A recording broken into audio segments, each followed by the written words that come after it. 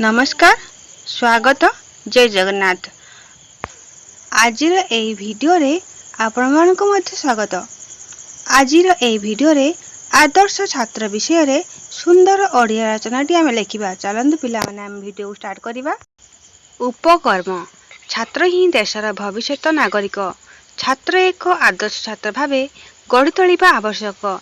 छात्र माने विद्यालय रे पढ़ंती सेमानक मध्यरे जेउ छात्र श्रेष्ठ तथा नीतिपरायण और सदाचारी हुए से आदर्श छात्र भावे गणा जाए।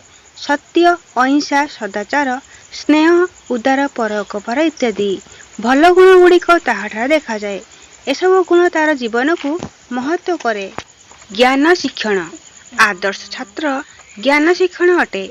ए पृथ्वीर शिक्षण द्वारा मनुष्य सम्मान पाए। तेणु अनेक गुणर अधिकारी हेले आदर्श छात्र भविष्य देशर समस्त दायित्व ग्रहण करे।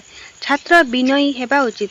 एही गुण द्वारा गुरुजनक द्वारा अनेक विद्या सुवक्तक भाषण और ज्ञानी लोक कथा को शुणिबा दरकार। ज्ञान शिक्षण विद्या हासिल करने को तीनोटी उपाय रही। से गुड़िक है नम्रता, जिज्ञासा और सेवा। यह सहित अनुशासन प्रिय हेबा उचित।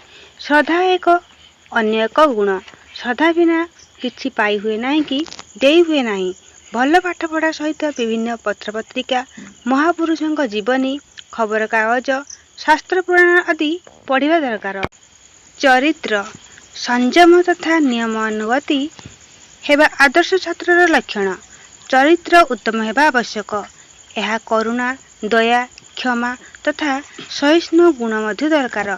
ठीक समय पाठ पढ़िबा, खेलिबा, पितामाता, शिक्षक तथा गुरुजन भक्ति सह परिष्कार परिच्छन्नता, व्यायाम करने, सुषम खाद्य खाइबा आदर्श छात्रर उत्तम गुण। आलस्य एवं अहंकार आदर्श छात्रर परम शत्रु। एठारो दूरे रहिबा उचित। सेवा और परोपकार हेउची उत्तम गुण। गुरुजन को सम्मान और सेवा भक्ति करने उत्तम छात्रर लक्षण। शेष कथा छात्र जीवन चरित्र गठन करी उच्च शिक्षा तथा उच्च चिंता द्वारा आदर्श छात्र हेबा उचित। एही समय रे मूलदुआ दृढ़ होइतिले जीवन महत्व होइथाए। आशा करे ए वीडियो आपन मानको भल लागिथबो। ए वीडियो को लाइक, सब्सक्राइब, शेयर करबे आ चैनल नुआ सब्सक्राइब करबे। धन्यवाद।